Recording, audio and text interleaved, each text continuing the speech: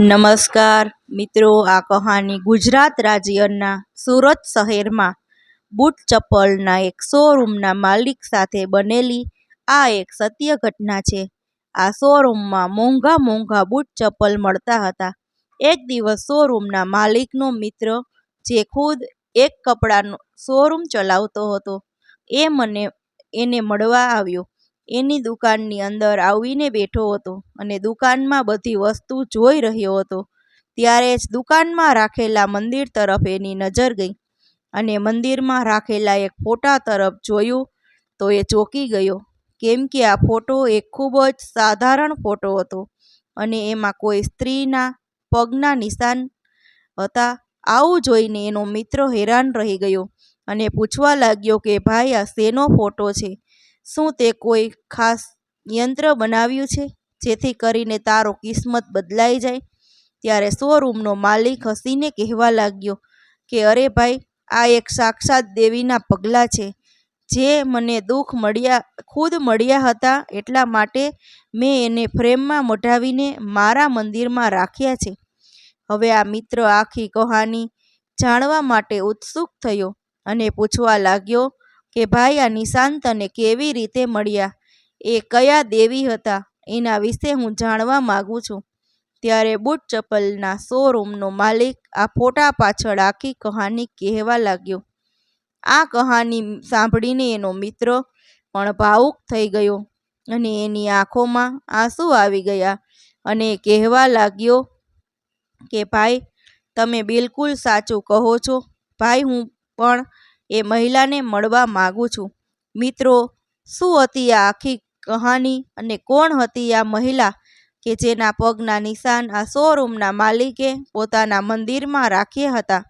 આખી કહાનીનું સત્ય જાણવા માટે આ વિડીયોને અંત સુધી ધ્યાનથી સાંભળજો અને પસંદ આવે તો વિડીયોને લાઈક, શેર અને નવા હોય તો ચેનલને સબસ્ક્રાઈબ જરૂરથી કરજો. મિત્રો, ગુજરાત રાજ્યના સુરત જિલ્લાની બાજુમાં આવેલો એક નાનકડા ગામમાં એક પરિવાર રહેતો હતો. આ પરિવારમાં સુરેશભાઈ અને કવિતાબેન રહેતા હતા. કવિતાબેન ગર્ભવતી હતા અને એના લીધે જ બંને પતિ પત્ની ખૂબ ખુશ હતા, કેમ કે એના લગ્ન થયા એને ઘણા વર્ષો વીતી ગયા હતા, પરંતુ હજુ સુધી એને સંતાન સુખ મળ્યું નહોતું.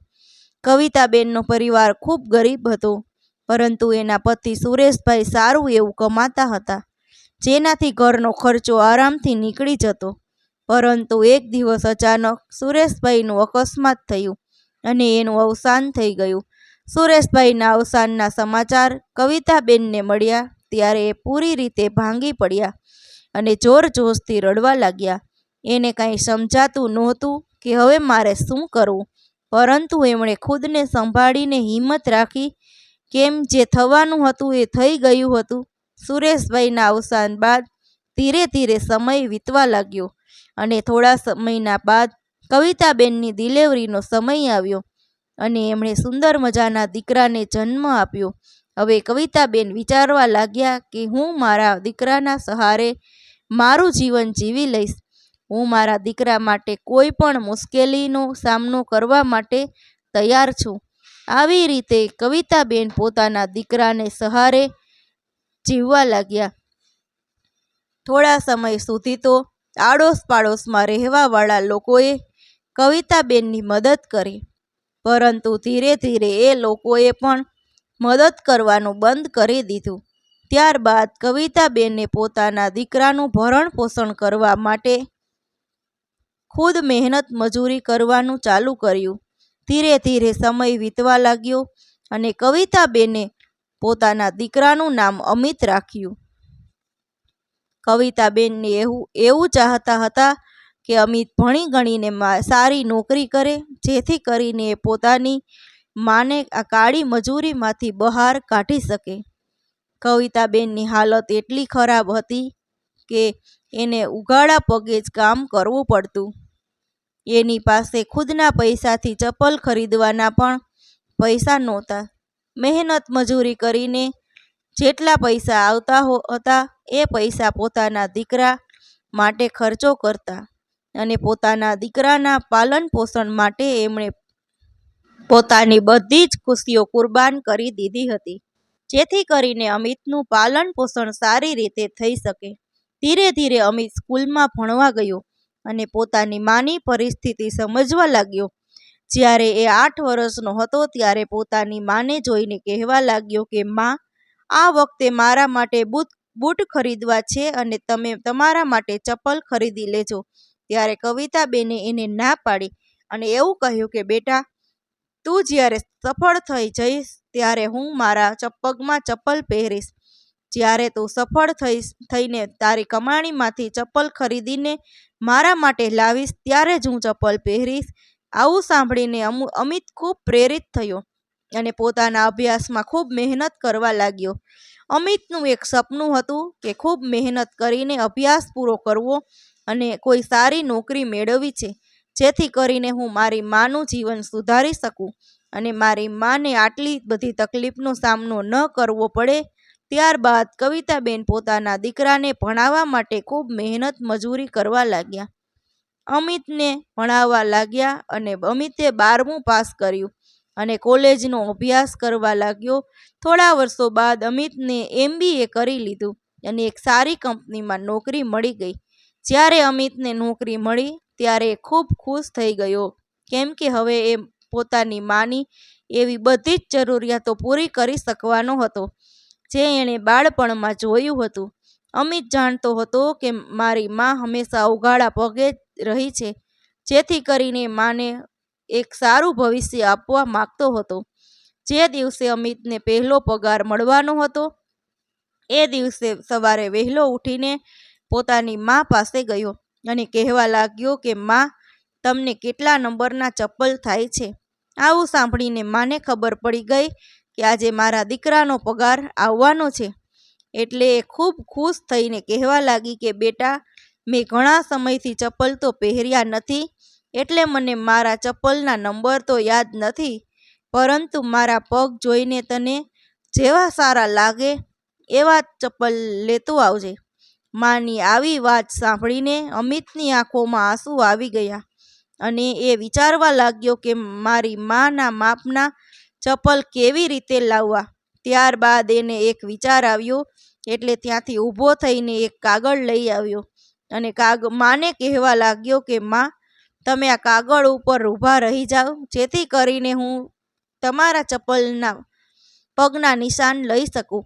આવું સાંભળીને માં હેરાન રહી ગઈ અને પૂછવા લાગી, બેટા, તું શું કરી રહ્યો છે? ત્યારે અમિત હસીને જવાબ આપે છે કે માં, હું તમારા પગના નિશાન લઈને તમારા માટે ચપ્પલ ખરીદવા માગું છું, કેમ કે આજે મારો પહેલો પગાર આવવાનો છે અને હું એવું ચાહું છું કે પગારમાંથી સૌથી પહેલાં હું તમારા માટે ચપ્પલ ખરીદી લાવું, જેથી કરીને હવે તમારે ઉઘાડા પગે ન ચાલવું પડે. આવું સાંભળીને માની આંખોમાં આંસુ આવી ગયા અને માએ કાગળ ઉપર ઊભી રહી ગઈ. ત્યારબાદ અમિત પેન લઈને માના પગના નિશાન બનાવવા લાગ્યો, જેથી કરીને એ સાઈઝના ચપ્પલ ખરીદી શકાય. ત્યારબાદ અમિતને કાગળ પોતાના ખિસ્સામાં નાખીને સીધો જ કામ પર જવા માટે નીકળી ગયો. આખો દિવસ મહેનત કર્યા બાદ સાંજે કંપનીના માલિકે એને પગાર આપ્યો. અમિતનો પહેલો પગાર 10,000 હતો. 10,000 પગાર ઘણો ઓછો કહેવાય, પરંતુ અમિત માટે આ ઘણો હતો. આ 10,000 અમિત માટે ખૂબ મહત્વના હતા, કેમ કે હવે પોતાની માને મહેનત મજૂરીમાંથી નિવૃત્ત કરવા માંગતો હતો. હવે ખુશ થઈને અમિત સુરતના બસ સ્ટેશન પર ગયો અને ચપ્પલની સારી દુકાન શોધવા લાગ્યો. ત્યારે જ એને એક શોરૂમ જોવા મળ્યો. શોરૂમ ખૂબ મોટો હતો, એટલે અમિતને એ શોરૂમ તરફ આગળ વધ્યો. ત્યારે શોરૂમનો માલિક શોરૂમ બંધ કરી રહ્યો હતો. એટલે અમિત દોડીને એની પાસે ગયો અને કહેવા લાગ્યો કે ભાઈ, કૃપા કરીને થોડી વાર દુકાન બંધ ન કરતા, મારે ચપ્પલ ખરીદવા છે. ત્યારે દુકાનદારે શટર રોકી દીધું અને પૂછવા લાગ્યો કે તમારે શું જોઈએ છે? અમિતને જોઈને એવું લાગતું હતું કે ખૂબ થાકેલો છે, પરંતુ અમિત કહેવા લાગ્યો કે ભાઈ, મારે એક જોડી લેડીઝ ચપ્પલ જોઈએ છે. ત્યારે દુકાનદાર બોલ્યો કે હા ભાઈ, અમારી દુકાનમાં બધું જ મળશે. આટલું કહીને દુકાનદાર અમિતને અંદર લઈ ગયો અને પૂછવા લાગ્યો કે તમારે કેવા ચપ્પલ જોઈએ છે અને તમારું બજેટ કેટલું છે. ત્યારે અમિત હસીને કહેવા લાગ્યો કે ભાઈ, તમારી દુકાનમાં જે સૌથી મોંઘા અને સારા ચપ્પલ હોય એ મને બતાવી દો. મારે ખૂબ સારા ચપ્પલ ખરીદવા છે. ત્યારબાદ દુકાનનો માલિક અમિત સામે જોવા લાગ્યો કે અમિતના કપડાં જોઈને એવું લાગતું હતું કે આ વ્યક્તિ આટલા મોંઘા ચપ્પલ નહીં ખરીદી શકે. છતાં પણ દુકાનદાર અમિતની ભાવનાઓની કદર કરીને પોતાની દુકાનમાં રાખેલા મોંઘા મોંઘા ચપ્પલ બતાવવા લાગ્યો અને અમિત ચપ્પલ હાથમાં લઈને જોવા લાગ્યો. 2-5 જોડી જોઈને અમિત પૂછવા લાગ્યો કે ભાઈ, આ ચપ્પલ કેટલા રૂપિયાના છે? ત્યારે દુકાનદાર બોલ્યો, 800ની જોડી. એટલે અમિત બોલ્યો કે ઠીક છે, આ ચપ્પલ ખૂબ સારા છે અને આ ચપ્પલ મારે લેવા છે. ત્યારે દુકાનદાર પૂછવા લાગ્યો કે ભાઈ, તમારે કઈ સાઈઝના ચપ્પલ જોઈએ છે? એટલે અમિત પોતાના ખિસ્સામાંથી પેલો કાગળ કાઢ્યો અને સાઈઝ બતાવવા લાગ્યો. ત્યારે દુકાનદાર આવું જોઈને હેરાન રહી ગયો અને કહેવા લાગ્યો કે ભાઈ, તમે તો ભણેલા ગણેલા હોય એવું લાગે છે, તો પછી તમારે આવું કાગળ લઈને આવવાની શું જરૂર પડી? ત્યારે અમિત થોડું હસીને બોલ્યો કે મારી માના પગના નિશાન છે. મારી માએ અત્યાર સુધી ક્યારેય ચપ્પલ નથી પહેર્યા, એટલે એના પગની સાઈઝ એને ખબર નથી. એટલા માટે મેં એના પગના નિશાન બનાવી લીધા છે, જેથી કરીને તમને ચપ્પલની સાઈઝની ખબર પડે. આવું સાંભળી દુકાનદાર હેરાન રહી ગયો અને અમિતની મા વિશે પૂછવા લાગ્યો કે ભાઈ, તમારી માએ અત્યાર સુધી ચપ્પલ નથી પહેર્યા, એનું શું કારણ છે? એટલે અમિત પોતાની માની કહાની સંભળાવવા લાગ્યો કે મારી માએ હંમેશા મારા માટે મહેનત મજૂરી કરી છે, જેથી કરીને મારું પાલન પોષણ કરી શકે. ચપ્પલના પૈસા બચાવીને એ મારા માટે જરૂરી વસ્તુ લાવતી હતી. આજ સુધી મેં મારી માને ચપ્પલ પહેરેલી ક્યારેય નથી જોઈ. એ હંમેશા ચપ્પલ પહેર્યા વગર જ તડકામાં કાંટામાં મજૂરી કરતી રહે છે. આવું સાંભળીને દુકાનદાર ભાવુક થઈ ગયો અને એની આંખોમાં આંસુ આવી ગયા. ત્યારે અમિત એને જોઈને પૂછવા લાગ્યો કે ભાઈ, તમે શા માટે રડી રહ્યા છો? એટલે દુકાનદાર જવાબ આપીને કહેવા લાગ્યો કે ભાઈ, તમે ખૂબ ભાગ્યશાળી છો કે તમારી માં તમારી સાથે મોજૂદ છે. પરંતુ જેની માં નથી હોતી એને જ ખબર પડે છે કે માં શું હોય અને માં ન હોવાનું દુઃખ કેવું હોય. ભાઈ, મારી માં બાળપણમાં જ મને આ દુનિયામાં એકલો છોડીને જતી રહી છે. પરંતુ આજે જ્યારે તમે તમારી માની કહાની સંભળાવી એટલે મને મારી માં યાદ આવી ગઈ. ત્યારે અમિત દુકાનદારને સમજાવીને કહેવા લાગ્યો કે ભાઈ, મારે હવે જવું છે, એટલે કૃપા કરીને આ ચપ્પલ જલ્દીથી પેક કરી દો, જેથી કરીને હું મારી માને ચપ્પલ પહેરાવી શકું. કેમ કે આજે મને મારો પહેલો પગાર મળ્યો છે અને એ પગારમાંથી હું મારી માને સૌથી પહેલાં ચપ્પલની ભેટ આપવા માગું છું. ત્યારબાદ દુકાનદારે અમિતની મા માટે એના સાઈઝના ચપ્પલ આપ્યા અને અમિત દરવાજા પાછળ તરફ આગળ વધ્યો. ત્યારે દુકાનદાર એને રોકીને કહેવા લાગ્યો કે ઊભો રહેજે ભાઈ, મારે તારું કામ છે. ત્યારબાદ દુકાનદારે એક જોડી બીજા ચપ્પલ કાઢ્યા અને કહેવા લાગ્યો કે આ લે ભાઈ, આ તારી મા માટે મારા તરફથી ભેટ છે અને માને એવું કહી દેજે કે આજ પછી એને ક્યારેય ઉઘાડા પગે નહીં ચાલવું પડે, કેમ કે હવે એને એક દીકરો નહીં પરંતુ 2 દીકરા છે. દુકાનદારનું એવું વર્તન જોઈને અમિત હેરાન રહી ગયો, કેમ કે એમણે તો હંમેશા એવું જ સાંભળ્યું હતું કે અમીર લોકો ગરીબોની પર દયા નથી કરતા. પરંતુ અહીંયા એક મોટા શોરૂમના માલિકે એને આટલા મોંઘા ચપ્પલ કોઈ પણ બદલાની ભાવના વગર ભેટમાં આપ્યા હતા. ત્યારબાદ અમિત ત્યાંથી જવા લાગ્યો. ત્યારે શોરૂમના માલિકે એને ઊભો રાખ્યો અને કહેવા લાગ્યો કે ઊભો રે ભાઈ, મારે તારું થોડું કામ છે. ત્યારે અમિત ઊભો રહ્યો અને પૂછવા લાગ્યો કે બોલો ને ભાઈ, શું કામ છે? એટલે દુકાનદાર બોલ્યો કે ભાઈ, તું જે કાગળ પર તારી માના પગના નિશાન બનાવીને લાવ્યો હતો, શું એ કાગળ મને આપી શકે છે? એટલે અમિત તરત જ એ કાગળ કાઢીને કહેવા લાગ્યો કે લ્યો ભાઈ, આ નિશાનવાળો કાગળ તમે રાખી શકો છો, મને કોઈ પરેશાની નથી. ત્યારબાદ અમિત બસમાં બેસીને સીધો જ ઘરે આવ્યો અને ઘરે જઈને એને પોતાની માને નવા ચપ્પલ આપ્યા. અને બીજી જોડી બતાવી એટલે માં હેરાન રહી ગઈ અને પૂછવા લાગી કે બેટા, આ 2 જોડી ચપ્પલ શા માટે લાવ્યો છો? ત્યારે અમિત બોલ્યો કે માં, આ એક જોડી ચપ્પલ મારા તરફથી છે અને બીજી જોડી ચપ્પલ બીજા દીકરા તરફથી છે. ત્યારે માં પૂછવા લાગી કે બેટા, મારો બીજો દીકરો કોણ છે? ત્યારે અમિત દુકાનદારની પૂરી કહાની કહેવા લાગ્યો અને જણાવવા લાગ્યો કે આ દુકાનદાર ભાઈ એવું કહેતા હતા કે તારી માના ચરણમાં મને દેવીનું રૂપ જોવા મળે છે, એટલે જ એણે તમારા પગના નિશાન વાળા કાગળ પણ રાખી લીધું છે. કવિતાબેન આવું સાંભળી હેરાન રહી ગયા અને વિચારવા લાગ્યા કે એ વ્યક્તિ મારા પગના નિશાનનું શું કરશે? ત્યારે અમિત બોલ્યો કે માં, એ ભાઈની માં નથી અને એમણે મને જણાવ્યું હતું કે તમારી અંદર એને દેવીનું રૂપ જોવા મળે છે, એટલા માટે એણે એવું કહ્યું કે તમે જ એની માં છો. ત્યારે કવિતાબેને કહ્યું કે ઠીક છે બેટા, કાંઈ વાંધો નહીં, તું તારું કામ ખૂબ ઈમાનદારીથી ધ્યાન લગાવીને કરતો રહેજે અને તારા જીવનમાં ખૂબ આગળ વધજે. આ બાજુ બીજા દિવસે પેલા દુકાનદારે ઘરે અમિત પાસેથી લીધેલા કાગળને એક ફ્રેમમાં મઢાવીને પોતાના મંદિરમાં રાખ્યો અને રોજ સવાર સાંજ પૂજા કરવા લાગ્યો. ધીરે ધીરે રવિવાર આવ્યો અને રવિવારે માર્કેટ બંધ રહે છે એટલે દુકાનદાર વિચારવા લાગ્યો કે આજે મારે મારી માને મળવા જવું છે.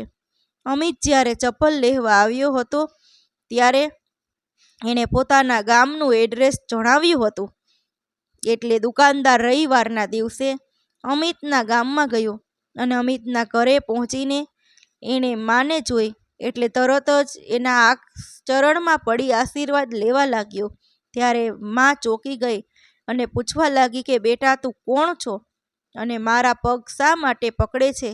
ત્યારે દુકાનદાર જવાબ આપીને બોલ્યો કે માં, હું એ જ વ્યક્તિ છું જેણે તમારા માટે એક જોડી ચપ્પલ મોકલ્યા હતા. સુરતમાં મારો એક શોરૂમ છે.